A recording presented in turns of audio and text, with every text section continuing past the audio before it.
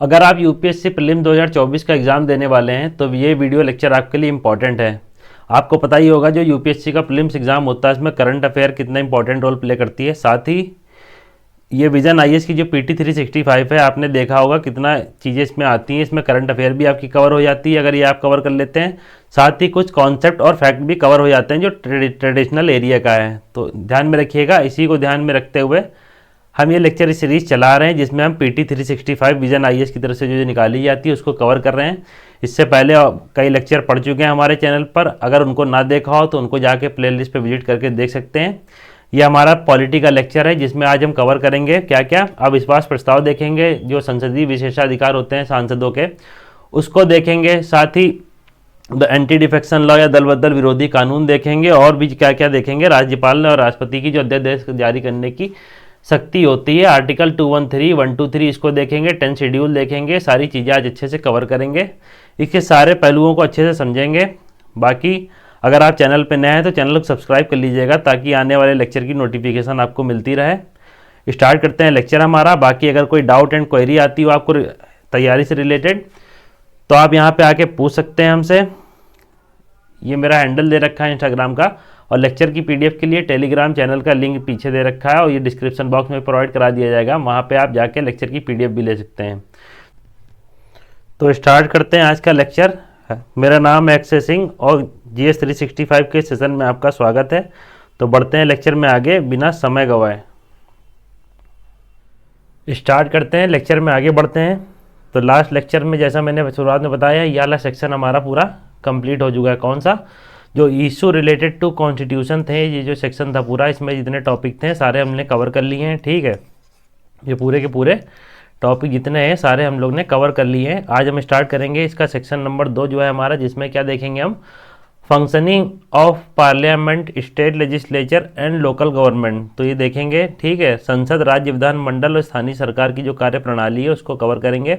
इसमें आज हम ये 4 टॉपिक पकड़ेंगे। कौन से? पहले नो कॉन्फिडेंस मोशन, पार्लियामेंट जो प्रिविलेजेस हैं उनके, ठीक है, और विधि निर्माताओं का निष्कासन, expulsion of law maker, anti defection law, और राज्यपाल और राष्ट्रपति की जो अध्यादेश जारी करने की शक्ति है, वो सारी चीज़ें आज हम देखेंगे। फिर नेक्स्ट जो लेक्चर होगा उसमें बचा हुआ ये पोर्शन हम कवर कर लेंगे। ठीक, तो बढ़ते हैं आगे लेक्चर में। ये सारी चीज़ें हम कवर कर चुके हैं ऑलरेडी। आज जो स्टार्ट करेंगे हम यहाँ से स्टार्ट करेंगे, functioning of parliament, state legislature and local government. ठीक, पहला टॉपिक क्या है इसमें? तो पहला टॉपिक देख लीजिए, अविश्वास प्रस्ताव है, नो कॉन्फिडेंस मोशन। तो इसको देखते हैं। क्या दे रखा है कि संसद का एक मानसून सत्र हुआ था, उसमें केंद्र सरकार के खिलाफ अविश्वास प्रस्ताव लाया गया था। तो इसलिए न्यूज़ में है, अविश्वास प्रस्ताव के लिए न्यूज़ में है। तो ये मानसून सत्र हुआ था, उस समय क्या हुआ था कि केंद्र सरकार के खिलाफ क्या अविश्वास प्रस्ताव लाया गया था। तो आपको पहली चीज़ यहाँ पे ध्यान रखनी चाहिए कि ये जो सत्र होते हैं पार्लियामेंट के, जो सेशन होते हैं, वो कितने प्रकार के होते हैं। तो तीन प्रकार के सेशन होते हैं। पहला यहाँ पे देखिए कि यहाँ पे दे रखा है मानसून सत्र, 2 और बचे, एक होगा यहाँ पे बजट सेशन चलेगा हमारा। ठीक है, तो बजट सेशन होगा एक, लिख देता हूँ मैं, ध्यान रखिएगा, बजट सेशन होगा। और दूसरा जो होगा कौन सा? तो विंटर सेशन होगा। ठीक, विंटर सेशन हो गया, बजट सेशन हो गया, मानसून सत्र हो गया। तो ये बजट सत्र और शीतकालीन सत्र और ये मानसून सत्र, ये 3 प्रकार के सत्र होते हैं। बजट सेशन ध्यान में रखिएगा फरवरी में स्टार्ट होता है, आपको पता होगा, बजट पेश किया जाता है। वहीं विंटर सेशन हमारा नवंबर से स्टार्ट होता है। तो इतनी चीज़ ध्यान रखिएगा। बाकी मानसून सत्र कब से कब तक चलता है? तो जुलाई से सितंबर तक का। ठीक, तो जुलाई से सितंबर ध्यान रखिएगा, इतना डेप्थ में ना जाइएगा। तो ये इसलिए न्यूज़ में आगे देखते हैं इसके बारे में, क्या अविश्वास प्रस्ताव क्या होता है इसके बारे में जान लेते हैं। पहली चीज़ ध्यान में रखिएगा, ये एक प्रकार का विधायी प्रस्ताव है और ये केवल लोकसभा में पेश किया जाता है। ये पॉइंट ध्यान में रखिएगा, पीटी में लिख रहा हूँ यहाँ पे, ये केवल और केवल लोकसभा में पेश किया जाता है। ठीक है, इसको अच्छे से ध्यान में रखिएगा। तो सिर्फ और सिर्फ लोकसभा में इसको पेश किया जाता है। मैं फिर से पॉइंट रिपीट कर रहा हूँ, जो अविश्वास प्रस्ताव होता है वो केवल लोकसभा में पेश किया जाता है। क्यों? क्योंकि आपने जो आर्टिकल पढ़ा होगा यहाँ पे, जैसे दे रखा 75(3), जिसमें लिखा होता है जो मंत्रिपरिषद होती है, क्योंकि मंत्रिपरिषद किसकी होती है? सरकार की होती है। तो सरकार किसके? लोकसभा के प्रति सामूहिक रूप से उत्तरदायित्व होता है। तो लोकसभा के प्रति उत्तरदायी होता है, इसलिए जो अविश्वास प्रस्ताव है तो लोकसभा में ही इसको पेश किया जाता है। ठीक है, और ये चीज़ ध्यान रखिएगा, इसको जो अविश्वास प्रस्ताव है उसके लिए कोई आधार निश्चित नहीं किया गया कि इस आधार पर सरकार के खिलाफ आप ये अविश्वास प्रस्ताव ला सकते हैं, कोई भी इसका आधार निर्धारित नहीं किया गया है। साथ ही जो लोकसभा में इसको लाया जाता है तो उसी सदन के लोकसभा के ही एमपी के द्वारा इसको लाया जाएगा, ठीक है। तो इतनी चीज़ ध्यान रखिएगा, केवल लोकसभा में पेश होता है, आधार कोई इसका निर्धारित नहीं है जिस आधार पर इसको लाया जाए। साथ ही उस सदन का जो सांसद होगा हमारे, जिसको एमपी कहते हैं, लोकसभा का एमपी ही इसको लेके आएगा, इतनी चीज़ ध्यान में रखिएगा।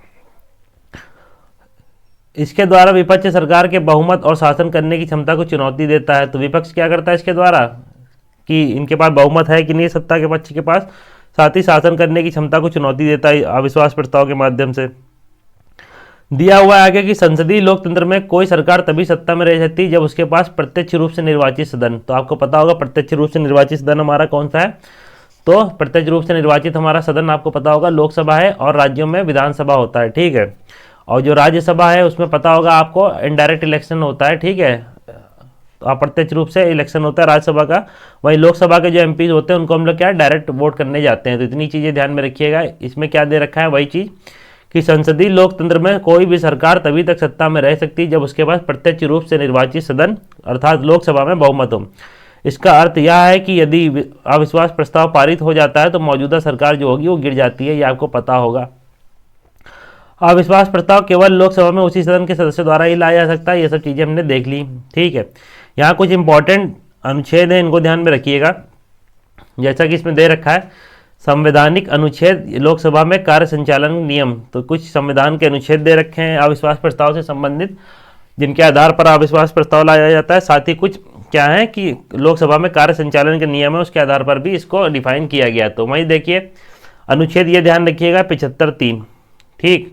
तो 75(3) में क्या है, मंत्री परिषद लोकसभा के प्रति सामूहिक रूप से उत्तरदायी होगी, ये ध्यान में रखिएगा। तो आर्टिकल 75(3) ये क्वेश्चन बहुत बनता है इसका आर्टिकल से रिलेटेड। 75(3) है उसमें क्या दिया गया है, मंत्री परिषद जो होगी लोकसभा के प्रति सामूहिक रूप से उत्तरदायी होगी। ठीक उसी प्रकार राज्यों के लिए भी प्रावधान किया गया अनुच्छेद 164(2) में, जिसमें दिया गया है कि मंत्री परिषद सामूहिक रूप से किससे, राज्य विधानसभा के प्रति उत्तरदायी होगी। ध्यान रखिएगा यहाँ पे लोकसभा है और यहाँ पे राज्य विधानसभा है, यहाँ राज्य विधान परिषद आए तो गलत हो जाएगा आंसर यहाँ, और यहाँ अगर राज्यसभा है तो गलत हो जाएगा, ठीक है। लोकसभा के प्रति उत्तरदायी होती है जो प्रत्यक्ष रूप से जिनका निर्वाचन होता है जिस सदन का, ठीक है। वहीं लोकसभा के प्रक्रिया आयोग कार्य संचालन नियम जो है उसका नियम 198 है, उसमें क्या बताया गया कि मंत्री परिषद में अविश्वास प्रस्ताव के संबंध में प्रावधान किया गया है।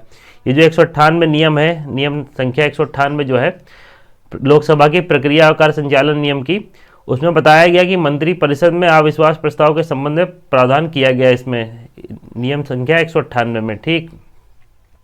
अविश्वास प्रस्ताव का आधार जैसा मैंने स्टार्टिंग बताया था, कोई निश्चित आधार नहीं दिया गया है, और भाषण तभी दिया जा सकता है जब इसकी अनुमति दी गई हो। अगर नई अनुमति दी गई है तो प्रस्ताव के समर्थन में कोई भाषण नहीं दिया जा सकता है। और एक और चीज़ ध्यान रखिएगा, उसी सत्र में अगर किसी ने अविश्वास प्रस्ताव पेश किया, ठीक है, मान लीजिए ये मानसून सत्र था, इसमें किसी ने अविश्वास प्रस्ताव पेश किया, ठीक, और वहाँ पे क्या हुआ, अविश्वास प्रस्ताव को अस्वीकार कर दिया गया, सदन का जो स्पीकर है उसके द्वारा क्या किया गया, इसको अस्वीकार कर दिया गया, तो दोबारा उसी मानसून सत्र में इसको नहीं लाया जा सकता। यही यहाँ पे लिखा हुआ है कि एक अविश्वास प्रस्ताव पर चर्चा होने तथा सदन द्वारा उसे अस्वीकार किए जाने के बाद उसी सत्र में दूसरा अविश्वास प्रस्ताव नहीं लाया जा सकता। तो यही इसमें लिखा हुआ है, ठीक। कुछ प्रक्रिया देख लेते हैं, अविश्वास प्रस्ताव से संबंधित प्रक्रिया कैसी चलती है। पहली चीज़, विपक्षी को अगर लगता है, विपक्ष में जो विपक्षी दल होगा अगर उसको लगेगा कि क्या सरकार के पास बहुमत नहीं है या फिर सरकार अपना विश्वास खो चुकी है, तो अविश्वास प्रस्ताव लाया जाता है उनके द्वारा। और लोकसभा अध्यक्ष जो है वो परीक्षण करता है कि अविश्वास प्रस्ताव सही है या नहीं, ठीक। उसके बाद नोटिस प्रस्तुत करने वाला सदस्य जो होता है अविश्वास प्रस्ताव पेश करने के लिए सदन की अनुमति मांगता है। इसके बाद अध्यक्ष क्या करता है, सदस्यों को बुलाता है जो अविश्वास प्रस्ताव के पक्ष में होते हैं, और सदस्य कौन से, मिनिमम 50 सदस्यों का समर्थन चाहिए होता है, ठीक है। इतनी चीज़ ध्यान रखिएगा।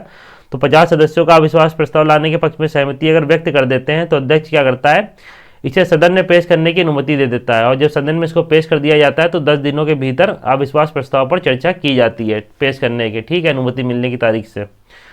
तो यही प्रक्रिया दे रखी है, इसमें ज़्यादा कोई क्लिष्ट प्रक्रिया नहीं है, तो देख लीजिएगा इसको। तो ये टॉपिक हमारा कंप्लीट होता है। बढ़ते हैं नेक्स्ट टॉपिक पे। नेक्स्ट क्या दे रखा है, parliamentary privileges of law makers, तो क्या है, कानून निर्माताओं के लिए संसदीय विशेषाधिकार।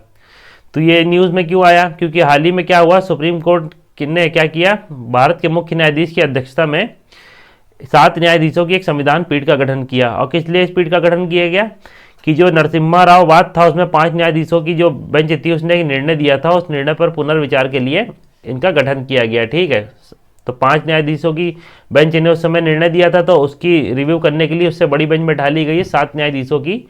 तो ध्यान रखिएगा, और किसकी अध्यक्षता में, तो CJI की अध्यक्षता में, भारत के मुख्य न्यायाधीश की अध्यक्षता में। तो इतनी चीज़ ध्यान रखिएगा। और जो निर्णय दिया गया था नरसिम्हा राव वाद में, वो भी हम आगे देखेंगे क्या दिया गया था। उसी निर्णय के पुनर्विचार के लिए इसको बेंच गठित की गई है। तो देख लेते हैं निर्णय क्या दिया गया था। तो पहली चीज़ ध्यान रखिएगा, PV नरसिम्हा राव जो वाद है 1998 का, उस समय सुप्रीम कोर्ट ने निर्णय दिया था किसके पक्ष में, झारखंड मुक्ति मोर्चा रिश्वत मामला से जुड़ा हुआ था ये केस। ठीक है, और इसमें क्या 93 में नरसिम्हा राव सरकार जो थी उसने अविश्वास प्रस्ताव से बचने के लिए कुछ दलों को क्या खरीद फरोख्त किया या सांसदों को रिश्वत दी थी कि वह अविश्वास प्रस्ताव के पक्ष में वोटिंग ना करें। ठीक है, तो इसी संबंध में 93 में सरकार पे ये आरोप लगा था। तो उसमें निर्णय दिया गया था कोर्ट के द्वारा, जो 5 जजों की जो बेंच थी उसने क्या निर्णय दिया था कि संविधान का अनुच्छेद 105(2) जो है और जो संविधान का अनुच्छेद 194(2) है, उसके तहत जो सांसद और विधायक हैं उनको प्राप्त जो कानूनी छूट है, जो कानून से उन्मुक्ति प्राप्त है, उसमें क्या है कि किसी भी भाषण के लिए उन्मुक्ति प्राप्त है, साथ ही या मत के लिए वोट देने के लिए रिश्वत के आरोप में आपराधिक मुकदमों से भी संरक्षण प्रदान है। तो यहाँ पे ये बेंच ने बोला था। तो बेंच ने क्या बोला था, जो 5 जजों की निर्णय दिया गया था नरसिम्हा राव वाद में 1998 में, तो उसमें बोला था कोर्ट ने कि जो अनुच्छेद 105(2) है और जो राज्यों की विधानसभा के लिए 194(2) है, उसमें बताया गया कि सांसद और विधायक को उन्मुक्ति प्राप्त है, कानूनी उन्मुक्ति प्राप्त है किन किन मामलों में, या भाषण के लिए भी उन्मुक्ति प्राप्त है, साथ ही अगर मत के लिए रिश्वत के आरोप में भी आपराधिक मामले से उन्मुक्ति प्राप्त है। तो इसी के लिए रिव्यू फिर से क्या गठित किया गया, एक संविधान पीठ गठित की गई फिर से, इसी की जो निर्णय दिया गया था इस पर पुनर्विचार करने के लिए। ठीक, आगे दे रखा है क्या, संसदीय विशेषाधिकारों के बारे में कुछ चीज़ें दे रखी हैं। तो देख लेते हैं क्या, संसदीय विशेषाधिकार विधायिका के सदस्यों को प्राप्त कानूनी प्रतिरक्षा है। ठीक, इसके तहत कानून निर्माताओं को उनके विधायी कर्तव्यों के दौरान किए गए कुछ कृत्यों या दिए गए बयानों के लिए सिविल या कोई दंडनीय दायित्वों से सुरक्षा प्रदान की गई है। ठीक है, यदि कोई व्यक्ति या प्राधिकारी किसी सदस्य या सदन के संसदीय विशेषाधिकार की उपेक्षा करता है, तो उसे कमजोर करता है, तो इसे विशेषाधिकारों का उल्लंघन कहा जाता है। ठीक, यदि कोई व्यक्ति या प्राधिकारी जो है अगर किसी सदस्य या सदन के संसदीय विशेषाधिकारों की उपेक्षा करता है, तो उसे विशेषाधिकारों का उल्लंघन कहा जाता है। तो यहाँ पे ये दे रखा है, यहाँ ध्यान देना क्या दिया जाना चाहिए, संसद ने अभी तक कोई सभी विशेषाधिकारों को विस्तृत रूप से संहिताबद्ध करने के लिए कोई विशेष कानून नहीं बनाया। तो ध्यान रखिएगा, कोई अभी विशेष कानून नहीं अलग से बनाया गया कि अगर विशेषाधिकारों का हनन होता है या जितने भी विशेषाधिकार है सांसदों को या विधायकों को मिलते हैं, उसके लिए कोई कोडिफाइड चीज़ नहीं बनाई गई है, अभी विशेष कानून नहीं बनाया गया। तो यही लिखा है इसमें, केवल संसद ही आता है सुनिश्चित करती है क्या कि सदन के विशेषाधिकारों का उल्लंघन या सदन की अवमानना हुई है अथवा नहीं हुई है, किसी भी न्यायालय को यह शक्ति नहीं सौंपी गई है। तो ध्यान रखिएगा, जो अवमानना होती है संसद की, वो केवल संसद ही तय करती है कि बताएगी कि अवमानना हुई है या उसकी नहीं हुई है, किसी भी न्यायालय को यह शक्ति नहीं सौंपी गई है। साथ ही सदन का कोई भी सदस्य सभापति या अध्यक्ष की सहमति से विशेषाधिकार हनन से जुड़ा प्रश्न उठा सकता है। अगर कोई सदन का सदस्य जो विशेषाधिकार से हनन से संबंधित कोई प्रश्न उठाना चाहता है, तो उससे पहले क्या सभापति या अध्यक्ष की अनुमति या सहमति की आवश्यकता होती है। तो इतनी चीज़ें इसमें ध्यान में रखिएगा। ठीक, साथ ही इसमें देखिए दे रखा है संसदीय विशेषाधिकारों को बनाए रखने के लिए तर्क कुछ दे रखे हैं। तो तर्क क्या क्या है, पहला तर्क ये दे रखा है कि ये सांसदों की अभिव्यक्ति की स्वतंत्रता की सुनिश्चित करता है ताकि वे किसी भी कानून परिणाम के डर के बिना अपनी बात रख सकें। साथ ही विधायिका के अधिकार व गरिमा को बनाए रखता है। क्या ये विशेषाधिकार के पक्ष में तर्क है। ठीक है, कि अगर विशेषाधिकार नहीं होगा, विशेषाधिकार दिए गए तो किस लिए दिए गए, ये इस पक्ष ले सकते हैं आप आंसर राइटिंग में, कि ये पहली बात तो अभिव्यक्ति की स्वतंत्रता सुनिश्चित करता है, साथ ही वे किसी कानून के परिणाम के डर के बिना अपनी बात रख सकें।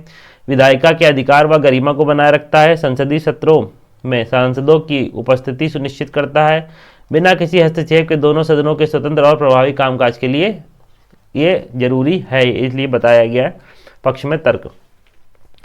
आगे देख लेते हैं, विशेषाधिकार निम्नलिखित स्रोतों पर आधारित हैं। तो कुछ स्रोत दे रखे हैं जिनके आधारों पर विशेषाधिकार जो है हमारे कह रहे हैं जो सांसदों के विशेषाधिकार या विधायकों के विशेषाधिकार हैं वो कुछ स्रोतों के आधार पर आधारित है। पहले देख लेते हैं संवैधानिक प्रावधान क्या है। ठीक, तो संवैधानिक प्रावधान में अनुच्छेद 105 संसद के दोनों सदनों तथा उसके सदस्यों तथा समितियों की शक्तियों और विशेषाधिकारों से संबंधित है। वही 194 क्या है, राज्य विधानमंडलों के सदस्यों, राज्य विधानमंडल के सदनों और उनके सदस्यों तथा समितियों की शक्तियों, विशेषाधिकार एवं उन्मुक्तियों की रूपरेखा का प्रावधान करता है। ठीक है, यहाँ ध्यान रखिएगा, सदन, दोनों सदन ले लीजिए, लोकसभा राज्यसभा, प्लस उसके सदस्य जो हो गए एमपीज हो गए, ठीक है, और साथ ही जो समिति हैं उसको भी इसी में विशेषाधिकार प्रदान किया गया है। ठीक है, इतनी चीज़ ध्यान रखिएगा, समिति को भी ध्यान में रखिएगा। वही इसी तरह राज्यों में भी है, राज्य विधानमंडल के सदन हो गए, उनके सदस्य हो गए और समितियों की शक्तियों और विशेषाधिकारों और मुक्तियों की रूपरेखा का प्रावधान करता है। कौन सा, अनुच्छेद 194। ये अनुच्छेद कहीं लिख लीजिएगा डायरी में अलग से, 105, 194, ठीक है, 105(2), 194(2), ठीक है।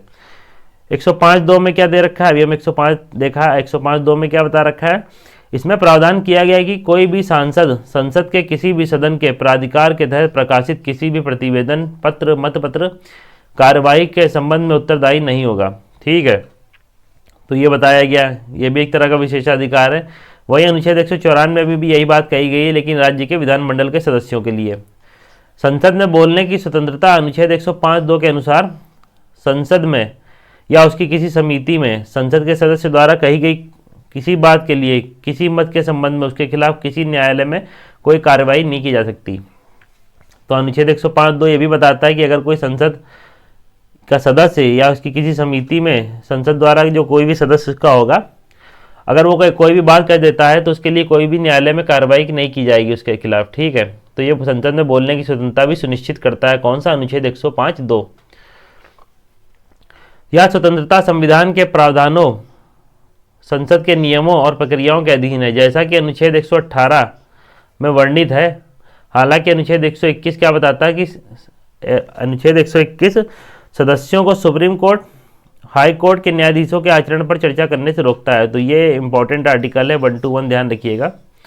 अनुच्छेद 121 अच्छे से इसको पढ़ लीजिए कि ये क्या करता है, जो संसद के सदस्य हैं या राज्य विधानमंडल के सदस्य हैं उनको सुप्रीम कोर्ट के जज हो गए और हाई कोर्ट के जज हो गए, उनके आचरण पर चर्चा करने से रोकता है। इतनी चीज़ इसमें ध्यान में रखिएगा। वहीं अनुच्छेद 122 क्या बताता है कि न्यायपालिका प्रक्रिया की कथित अनियमितता के आधार पर संसद किसी भी कार्रवाई की वैधता की जांच नहीं कर सकती है। ठीक है, तो इतनी चीज़ें देख लीजिएगा। आगे क्या दिया गया, संसद द्वारा कुछ कानून बनाए गए जिनके द्वारा संसदीय विशेषाधिकार मिलता है। तो गिरफ्तारी पर रोक है।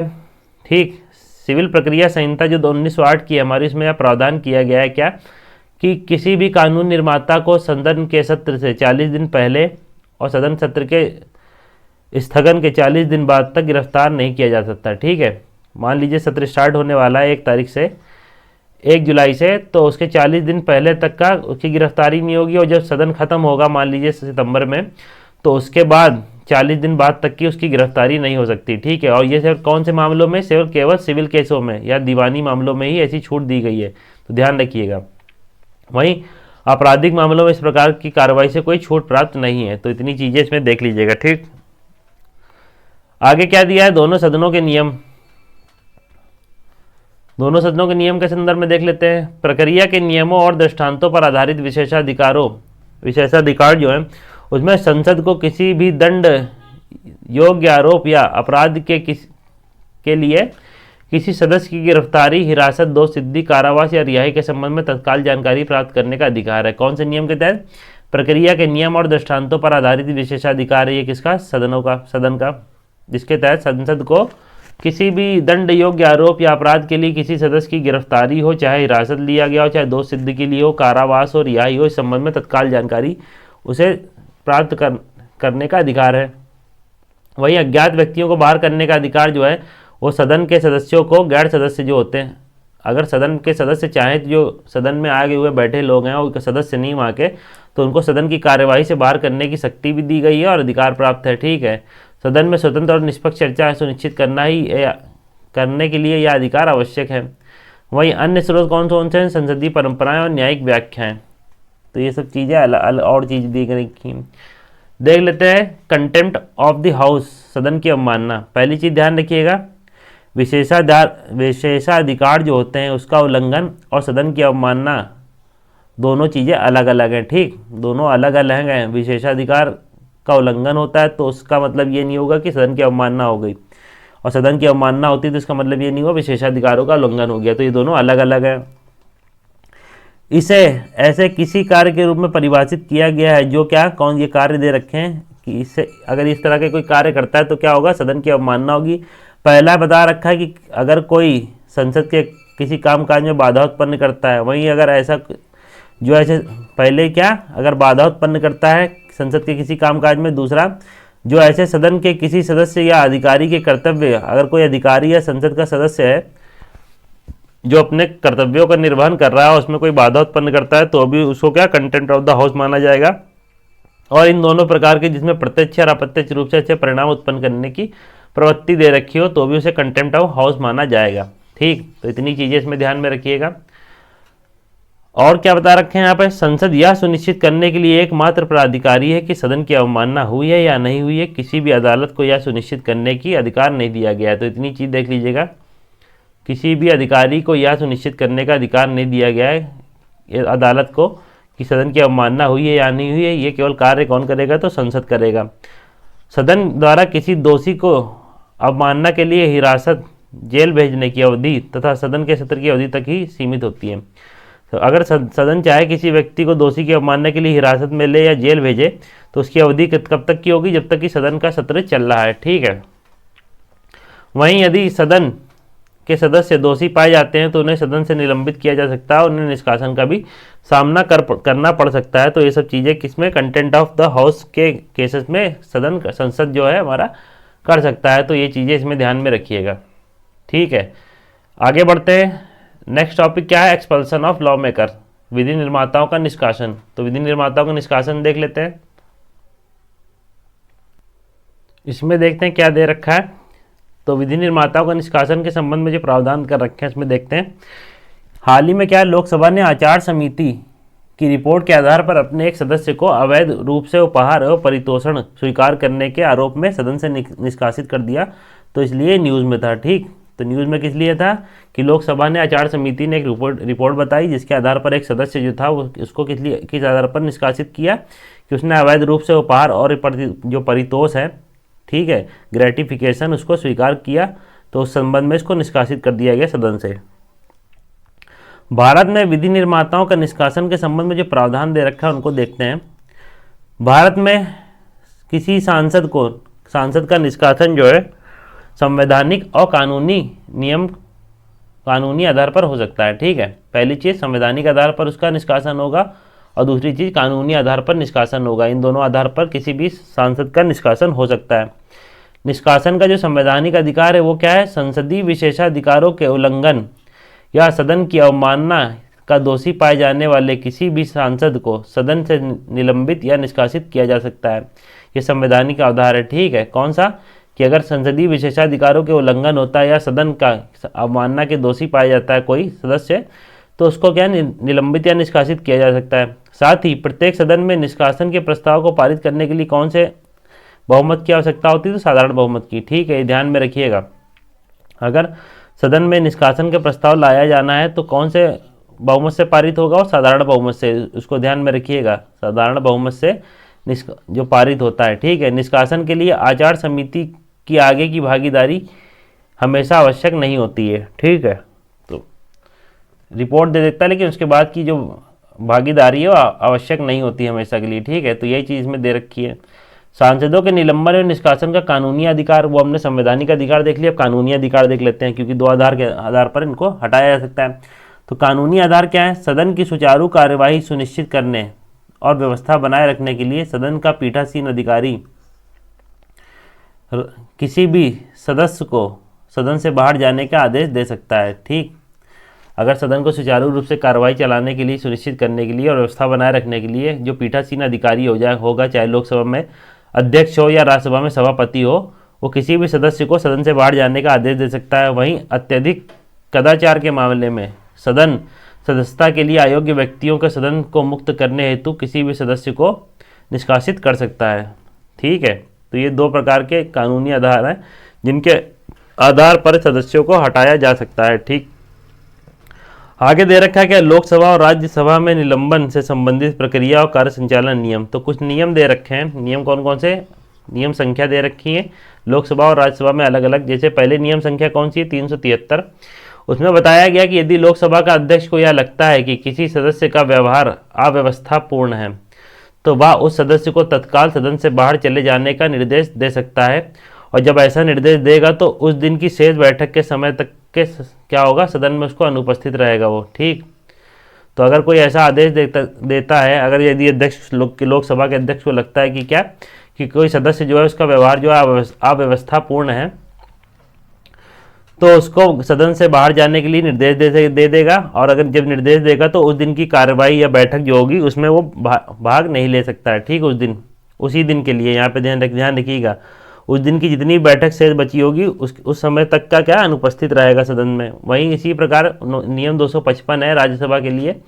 उसमें भी सभापति को अगर ऐसा लगता है कि अव्यवस्थित आचरण के लिए किसी व्यक्ति को किसी भी सदस्य को तुरंत सदन से बाहर जाने का निर्देश दे सकता है। ठीक, वहीं नियम 374 जो है लोकसभा में, वो क्या बताता है, अध्यक्ष अगर जरूरी समझता है कि उस सदस्य का नाम ले सकता है जो क्या कर रहा है, कि अध्यक्ष के प्राधिकार की उपेक्षा कर रहा है या जानबूझकर सदन के कार्य में बाधा उत्पन्न कर रहा है, तो अध्यक्ष उसका डायरेक्ट नाम ले सकता है कि आप क्या करें, निकल जाइए यहाँ से। तो यही इसमें बता रखा है, अगर बाधा उत्पन्न कर रहा है कोई व्यक्ति, अगर अध्यक्ष को ऐसा लगता है या फिर उसके प्राधिकारों की उपेक्षा कर रहा है, तो क्या करेगा, इस तरह का नाम लिए जाने पर अध्यक्ष उस सदस्य को सदन के शेष काल तक के जो भी शेष काल बचेगा सदन का, निलंबित करने के लिए एक प्रस्ताव प्रस्तुत करेगा। इसके बाद वह सदस्य तुरंत सदन से बाहर चला जाएगा। तो इतनी चीज़ें ध्यान में रखिएगा। उसी प्रकार नियम 256 है राज्यसभा के लिए।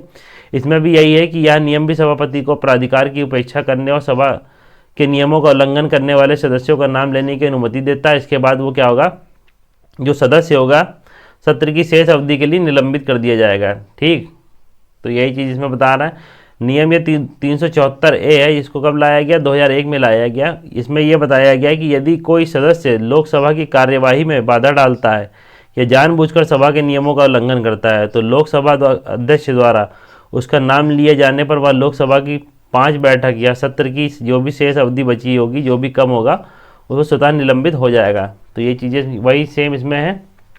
374A के तहत लोकसभा के विपरीत क्या है, राज्यसभा में अपने सदस्यों को बिना प्रस्ताव पारित किए ही निलंबित कर सकता है। तो इसमें तो प्रस्ताव पारित करा जाना पड़ता है साधारण बहुमत से, लेकिन राज्यसभा में ऐसा कोई प्रस्ताव नहीं पारित किया जाता है, सीधा क्या डायरेक्ट निलंबित किया जा सकता है इसको बिना प्रस्ताव पारित किए।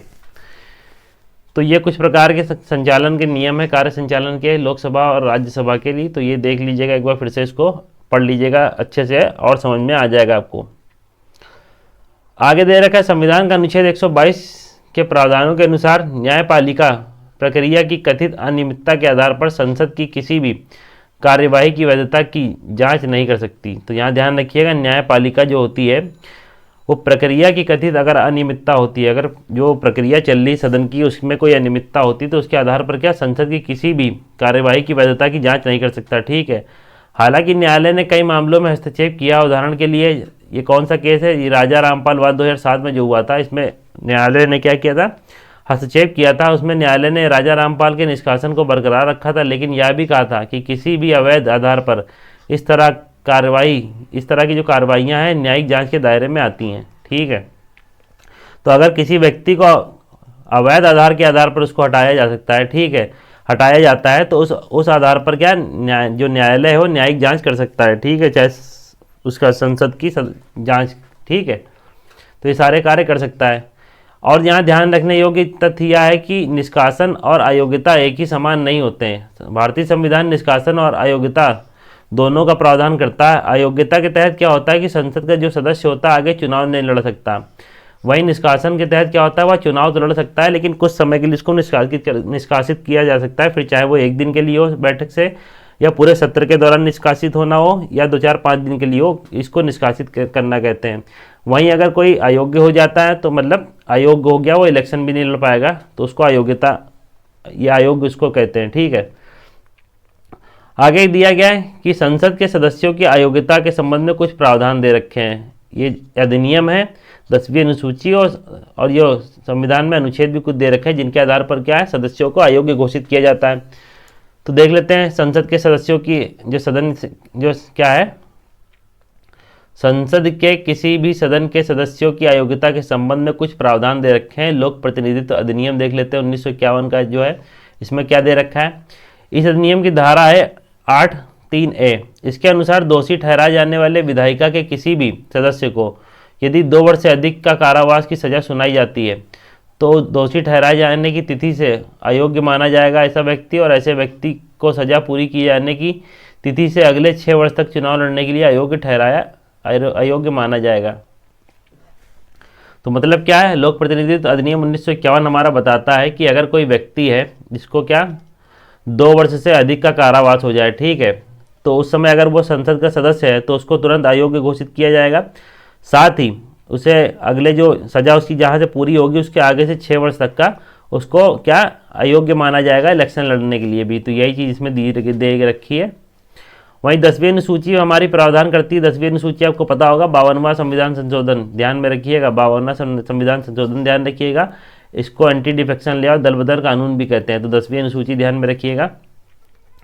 10वीं अनुसूची में कोई व्यक्ति क्या बताता है, यदि कोई व्यक्ति 10वीं अनुसूची के प्रावधानों के तहत दल बदल के आधार पर अयोग्य ठहराया जाता है तो भी कौन से 10वीं अनुसूची के आधार पर, दल बदल कानून के आधार पर। वहीं भारत का संविधान का अनुच्छेद 102(1) और 191(1) इसमें निम्नलिखित कुछ शर्तों के तहत सदस्यों को अयोग्य, कुछ क्या बता रखा है, कुछ शर्तों के तहत सदस्यों की अयोग्यता का प्रावधान करता है अनुच्छेद 102(1) और 191(1). ठीक है, एक संसद के लिए और एक राज्य विधानमंडलों के लिए। बता रहा पहला क्या शर्तें कौन सी है, तो पहली यह है कि यदि वह केंद्र या राज्य सरकार के अधीन कोई लाभ का पद धारण की हो तो उसको क्या किया जाएगा, अयोग्य घोषित कर दिया जाएगा। यदि वह मानसिक रूप से विकृत हो और अदालत द्वारा ऐसा घोषित किया गया हो तो भी उसको अयोग्य घोषित किया जाएगा। वहीं क्या हो, वह अनुन्मोचित दिवालिया हो, ठीक है, अनडिस्चार्ज इंसॉल्वेंट हो तो भी उसको क्या अयोग्य घोषित किया जाएगा, या फिर उसने किसी अन्य देश की नागरिकता ग्रहण कर ली हो, ठीक है, तो भी उसको अयोग्य घोषित कर दिया जाएगा। और भारत का नागरिक अगर नहीं बनेगा तो ऑटोमेटिकली आपको पता होगा अयोग्य घोषित हो जाएगा। और यदि वह संसद द्वारा बनाए गए किसी कानून के तहत अयोग्य घोषित हो जाता है, ठीक है, तो भी उसको क्या अयोग्य घोषित करार दिया जाएगा। तो ये आधार दे रखे हैं जिनके आधार पर क्या होता है कि कोई भी संसद का सदस्य या राज्य विधानमंडल का सदस्य उसको अयोग्य घोषित किया जा सकता है इन आधारों पर। तो इतनी चीज़ें देख लीजिएगा, इसको एक बार फिर से पढ़ लीजिएगा अच्छे से, ठीक है। यहाँ पे देख लीजिए कुछ कमेटी जो दे रखी लोकसभा की आचार समिति, यहाँ पे दिया ना आचार समिति की रिपोर्ट के आधार पर ही इसको क्या किया गया है, निष्कासित किया गया सदस्य को। तो आचार समिति देख लेते हैं क्या होती है। एथिक्स कमेटी ऑन लोकसभा क्या होती है, इसमें अध्यक्ष द्वारा नामांकित अधिकतम कितने 15 सदस्य होते हैं और वे 1 वर्ष से अधिक के लिए अपने पद पर बने रहते हैं। तो अध्यक्ष द्वारा नामांकित अधिकतम 15 सदस्य होते हैं और वे 1 वर्ष से अधिक के लिए अपनी अवधि के लिए पद पर बने रहते हैं। कार्य क्या करते हैं ये लोग, तो कार्य ये है कि अध्यक्ष द्वारा जो संदर्भित किसी सदस्य की अनैतिक आचरण से संबंधित शिकायत की जांच करते हैं, सिफारिशें करना, सदस्यों के लिए आचार संहिता बनवाना और आचार संहिता में संशोधन का सुझाव देना, ये सारा कार्य कौन करता है, तो लोकसभा की आचार समिति जो होती है। वहीं लोकसभा की पहली आचार समिति कब बनी थी, तो सन 2000 में। ध्यान रखिएगा, क्वेश्चन कभी कभी पूछ लेता है, फैक्ट में ज़्यादा जाता नहीं वैसे यूपीएससी, लेकिन इस तरह के कभी कभी पूछ लेता है। तो लोकसभा की पहली आचार समिति 2000 में और राज्यसभा की 1997 में। तो इतनी चीज़ें इसमें देख लीजिएगा, ठीक। बढ़ते हैं आगे। नेक्स्ट टॉपिक हमारा कौन सा, एंटी डिफेक्शन लॉ या दल बदल विरोधी कानून, दल बदल रोधी कानून, एंटी डिफेक्शन लॉ, 10 शेड्यूल, 52वां संविधान संशोधन। इतनी चीज़ इसमें ध्यान में रखिएगा, ठीक है। तो महाराष्ट्र विधानसभा के अध्यक्ष ने दल बदल विरोधी कानून के तहत विधायकों को अयोग्य ठहराने की मांग वाली सभी याचिकाएं खारिज कर दी। क्या है दल बदल? तो 52वां संविधान संशोधन 1985 10वीं अनुसूची मैंने बता दिया। तो ये चीज़ ध्यान रखिएगा शुरुआत में ही। दल बदल से उत्पन्न होने वाली अयोग्यता के संबंध में किसी भी प्रश्न का निर्णय कौन करता है? तो सदन का पीठासीन अधिकारी करता है। ठीक, अगर दल बदल से संबंधित कोई भी निर्णय होगा पीठासीन अधिकारी करेगा, फिर चाहे लोकसभा में स्पीकर हो या राज्यसभा में सभापति, तो कौन करेगा? तो अंतिम निर्णय किसका होता है? पीठासीन अधिकारी का होता है। अयोग्यता के आधार, निम्नलिखित आधार पर सदस्य क्या हो, सदस्यता समाप्त हो जाती है। तो अगर कोई सांसद या एमपी या फिर विधायक हो, उसकी जो सदस्यता समाप्त होती है किन आधार पर होती है? नीचे आधार दे रखे हैं। अगर कोई व्यक्ति जो होगा स्वेच्छा से अपने दल की सदस्यता छोड़ देता है, तो ध्यान रखिएगा, अगर कोई व्यक्ति स्वेच्छा से अपने दल की सदस्यता छोड़ देता है तो क्या होगा? वो अयोग्य घोषित हो जाएगा। यदि सदन में अपने राजनीतिक दल द्वारा क्या हुआ? सदन में अपने राजनीतिक दल द्वारा जारी किसी निर्देश के विपरीत और दल की पूर्व अनुमति प्राप्त किए बिना मतदान कर देता है या मतदान में अनुपस्थित रहता है या इस तरह के कृत्य को उस दल द्वारा 15 दिन के भीतर माफ नहीं किया जाता है, तो भी वह अयोग्य घोषित हो जाएगा। वहीं यदि कोई निर्दलीय सदस्य चुनाव लड़ने के बाद किसी राजनीतिक दल में शामिल हो जाता है, तो वह अयोग्य घोषित होगा। ध्यान रखिएगा, निर्दलीय सदस्य बता रहा है चुनाव लड़ने के बाद राजनीतिक दल में शामिल हो जाता है, तो भी वह अयोग्य घोषित हो जाएगा। कोई मनोनीत सदस्य सीट ग्रहण करने की तारीख से 6 माह की समाप्ति के बाद यदि किसी राजनीतिक दल में शामिल होता है, तो भी वह अयोग्य घोषित करार दिया जाता है। तो कौन कौन से आधार हो गए? पहला, स्वेच्छा से दल को त्याग छोड़ता है। दूसरा, निर्दलीय होगा, अगर चुनाव राजनीतिक दल में शामिल हो जाएगा चुनाव के बाद, तो भी उसको क्या अयोग्य घोषित कर दिया जाएगा। अगर कोई नॉमिनेटेड मेंबर है, ठीक है, 12 नॉमिनेटेड मेंबर अब होते हैं और लोकसभा में तो खत्म ही हो गए एंग्लो इंडियन, तो अगर जो 12 नॉमिनेटेड होते हैं राज्यसभा में, अगर उनको नाम मनोनीत किया गया और वो 6 माह की समाप्ति के बाद, मतलब 6 माह के अंदर तो किसी भी दल में शामिल हो सकते हैं, लेकिन 6 माह की समाप्ति के बाद वो किसी दल में शामिल होते हैं तो उनको अयोग्य घोषित कर दिया जाएगा। साथ ही कुछ अपवाद दे रखे हैं दल बदल कानून के अपवाद। तो दल बदल कानून किसी राजनीतिक दल को किसी अन्य दल में या उसके साथ विलय करने की अनुमति देता है, बशर्ते कम से कम 2/3 विधायक विलय के पक्ष में हो। तो मान लीजिए कोई राजनीतिक दल है जिसमें 10 मेंबर हैं और उसके अगर 2/3 मेंबर, ठीक है, 2/3 मेंबर उस पर जाना चाहते हैं, किस पे? दूसरे दल में, तो वो इसकी अनुमति देता है। ठीक, तो मतलब क्या, किसी एक दल का दूसरे दल में विलय करने की अनुमति देता है, बशर्ते उस दल के 2/3 मेंबर विलय के पक्ष में हो, तो वो अयोग्य घोषित नहीं होंगे। साथ ही यदि कोई व्यक्ति लोकसभा का अध्यक्ष या राज्यसभा के सभापति के रूप में चुन लिया जाता है, तो वह अपने दल से इस्तीफा दे सकता है। पद छोड़ने के बाद वह फिर से उस दल में शामिल हो सकता है। ये किसके लिए भी छूट दे रखी है? पहली चीज़, 2/3 मेंबर अगर किसी दल के शामिल होते हैं किसी क्षेत्र किसी पार्टी में, तो अयोग्य घोषित नहीं होंगे। दूसरा, अगर कोई व्यक्ति चुन लिया जाता है स्पीकर के लिए, अध्यक्ष पद के लिए, सभापति के लिए, तो भी वो अपना दल छोड़ सकता है। उसके बाद जब उसका टेन्योर खत्म हो जाए फिर से अपने दल में शामिल हो सकता है। वर्तमान में पीठासीन अधिकारियों के लिए दल बदल विरोधी मामले पर निर्णय लेने की सीमा है जो निर्धारित करने वाला कोई कानून नहीं है। ध्यान में रखिएगा, अगर किसी व्यक्ति पर आरोप लगाया जाता है कि दल विरोधी के मामले में इसको आरोप लगाया जाता है किसी व्यक्ति पर, और पीठासीन अधिकारी के पास क्या इस समय कोई कानून ऐसा मौजूद नहीं जिसके समय वो समय सीमा निर्धारित करे। मतलब आज किसी व्यक्ति पर आरोप लगाया जाता है दल बदल विरोधी का, और पीठासीन अधिकारी चाहे उसको 10 साल अपने पास रखे और उसी का निर्णय अंतिम होता है, तो जब तक चाहे उसको अपने पास रखे, ऐसा कोई समय सीमा भी निर्धारित नहीं की गई है। तो यही चीज़ इसमें बता रहे हैं। आगे देख लेते हैं, कुछ न्यायिक निर्णय लिए गए थे 10वीं अनुसूची से संबंधित। तो इस संबंध में बताया गया था कि होतो होलन बनाम जाचिलू और अन्य वाद हुआ था 92 में। उसमें क्या बताया गया था? इसमें बताया था कि सुप्रीम कोर्ट ने कहा था कि स्पीकर का जो निर्णय होगा न्यायिक समीक्षा के अधीन रहेगा। ठीक है, 1992 में बोला था कि होतो होलन बनाम में जो न्यायिक समीक्षा के अधीन होगा। क्या? जो भी सुप्रीम कोर्ट ने कहा था कि ये जो भी स्पीकर निर्णय लेगा वो न्यायिक समीक्षा के अधीन होगा।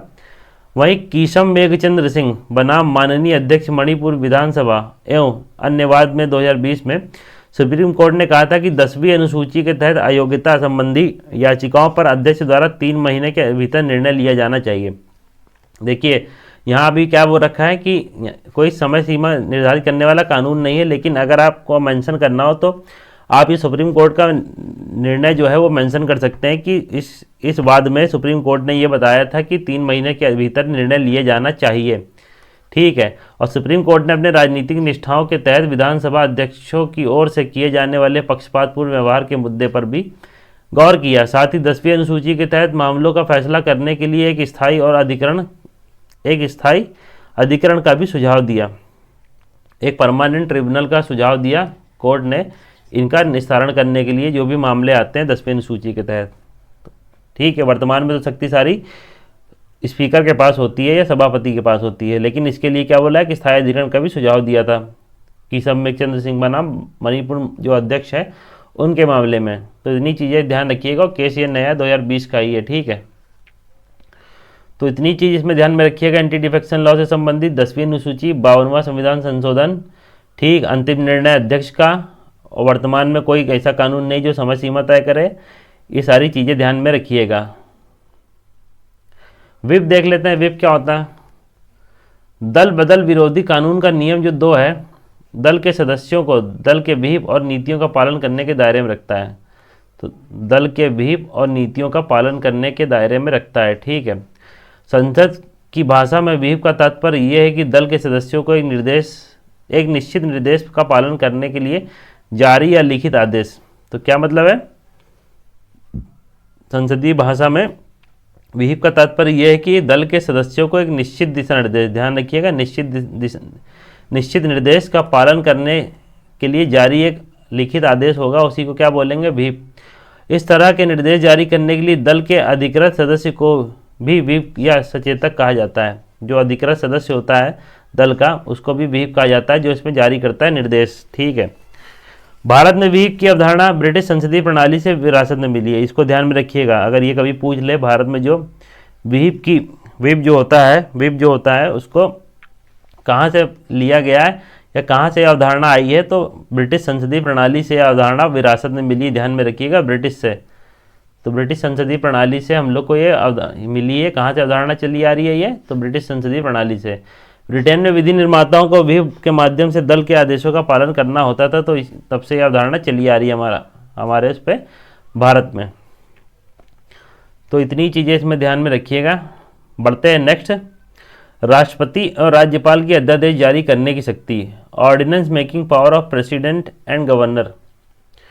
एक हालिया विश्लेषण हुआ है, उससे पता चलता है कि 2019 से बाद से जो राष्ट्रपति द्वारा अध्यादेश जारी किए जाते थे उनमें बहुत ज़्यादा गिरावट आई है। ठीक है, और 2022 में तो कोई भी अध्यादेश नहीं जारी किया गया है। तो ये बता रहे हैं ऐसा पहली बार हुआ 59 सालों में जब 2022 में कोई भी अध्यादेश जारी नहीं किया गया, और 2019 से लगातार जो अध्यादेश जारी करते थे राष्ट्रपति, उनकी संख्या में गिरावट आ रही है धीरे धीरे। तो अध्यादेश जारी करने की शक्ति देख लेते हैं राष्ट्रपति और राज्यपाल की। जब केंद्र या राज्य सरकारें विधायिका की स्वीकृति के बिना कोई कानून बनाती हैं तो उसे अध्यादेश कहते हैं। ठीक है, किसकी स्वीकृति के बिना? विधायिका की स्वीकृति के बिना जब कोई केंद्र या राज्य सरकारें कानून बनाती है तो उसे अध्यादेश कहते हैं। संसद राज्य विधानमंडल के दोनों सदनों में से किसी एक के सत्र में नहीं होने पर ही अध्यादेश जारी किया जाता है। तो यहाँ चीज़ ध्यान रखिएगा।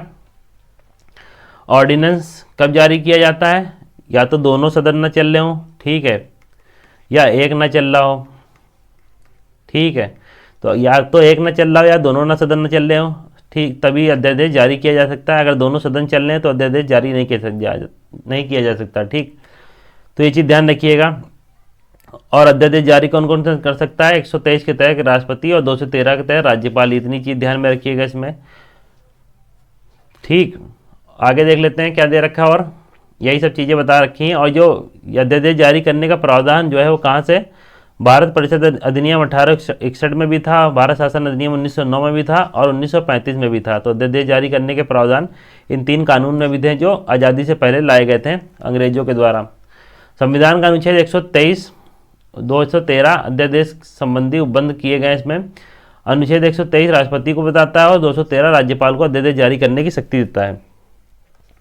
अध्यादेशों की शक्ति और प्रभाव विधायिका द्वारा पारित कानून के समान ही है। ध्यान रखिएगा, प्रभाव अगर इसका पूछे कि प्रभाव कैसा है अध्यादेश का, तो विधायिका जो अगर कोई कानून पारित करती है उसी की तरह इसका समान है, सेम। मान लीजिए पार्लियामेंट है हमारी, वो कोई कानून बनाती है, और जो हमारे राष्ट्रपति हैं, प्रेसिडेंट, वो अगर कोई सत्र ना चल रहा हो तो एक अध्यादेश जारी करेंगे। तो ये वाला कानून जो राष्ट्रपति द्वारा अध्यादेश जारी करके बनाया गया होगा और जो पार्लियामेंट द्वारा पास किया होगा, इन दोनों का जो प्रभाव होगा सेम होगा, बशर्ते ये क्या होता है, जो प्रेसिडेंट वाला ये होगा जो अध्यादेश जारी करके बनाया जाएगा कानून, वो क्या होगा, उसकी प्रकृति होगी अस्थायी प्रकृति का होगा, जब तक कि संसद होगी उसको पारित ना कर दे, वरना 6 सप्ताह के अंतर्गत ही क्या होता है, खुद ही समाप्त हो जाता है। ठीक, तो ये चीज़ें नीचे बता रखी हैं क्या क्या। प्रभाव तो सेम होता है जैसा विधायिका कोई कानून पारित करती है, लेकिन प्रकृति इनकी कैसी होती है, अस्थायी प्रकृति के होते हैं। साथ ही अध्यादेश क्या होता है, सदन के अगले सत्र के शुरू होने की तिथि से 6 सप्ताह तक ही वैध रहता है। तो 6 सप्ताह तक ही वैध रहता है, ये चीज़ ध्यान रखिएगा। अगर कोई सदन का सत्र चालू हो जाता है, यदि दोनों अलग अलग तिथियों पर अपने सत्र शुरू होते हैं तो तिथियों में से जो बाद की तिथि होगी उसको प्रभावी माना जाएगा। तो अध्यादेश सदन के अगले सत्र के शुरू होने की तिथि से 6 सप्ताह तक ही वैध रहता है। उससे पहले भी इसको समाप्त कर सकते हैं संकल्प पारित करके, या फिर अगर संकल्प पारित भी नहीं करेंगे तो अपने आप समाप्त हो जाएगा। और अगर उसको पास करा दिया जाता है तो फिर से कानून का रूप ले लेता है। तो यही चीज़ें इसमें नीचे दे रखी हैं। राज्य विधायिका के मामले में इसे अस्वीकार करने वाला संकल्प विधानसभा द्वारा पारित किया जाता है। ठीक है, और विधान परिषद में क्या हुआ था, सहमति व्यक्त करा ली जाती है एक बार। तो हर क्या होता है, हर प्रदेश में तो विधान परिषद है नहीं, तो जहाँ पे है वहाँ पे क्या, इसको कोई ज़्यादा पावर दे नहीं रखी गई है। इस मामले में बस ये बताया गया कि उससे सहमति व्यक्त करा लें। वही अगर सेंटर में देखें तो लोकसभा और राज्यसभा दोनों से इसमें क्या कराना पड़ता है, अस्वीकार रेजुलेशन या संकल्प पारित कराना पड़ता है, तब ये अध्यादेश जो होता है वो समाप्त होता है पहले, समय से पहले। वही अध्यादेश केवल उन्हीं मामलों पर जारी कर सकते हैं जिसमें क्या, संसद हमारी हो गई और राज्य का विधानमंडल हो गया, वो कानून बना सकते हैं। उन्हीं मामलों पर अध्यादेश जारी किया जा सकता है। मतलब मान लीजिए ये हमारी हो गई पार्लियामेंट, ये 3 प्रकार के कानून बना सकती है, A, B, C। तो उसी 3 प्रकार के कानून मान लीजिए बना सकती है पार्लियामेंट। तो प्रेसिडेंट भी जो अध्यादेश जारी करेगा वो A, B, C इन 3 प्रकार के ही केसेस पे जारी कर सकता है। तो इन दोनों की पावर, जो अध्यादेश जारी करने की शक्ति और संसद की जो कानून बनाने की शक्ति है, वो उन्हीं मामलों तक प्रभावी है जिसमें क्या करे, संसद या राज्य विधानमंडल कानून बना सकते हैं। ठीक, साथ ही इन अध्यादेशों की भी वही संवैधानिक सीमाएं होंगी जो संसद और राज्य विधानमंडल द्वारा बनाए गए कानूनों की होती है। इतनी चीज़ें ध्यान रखिएगा।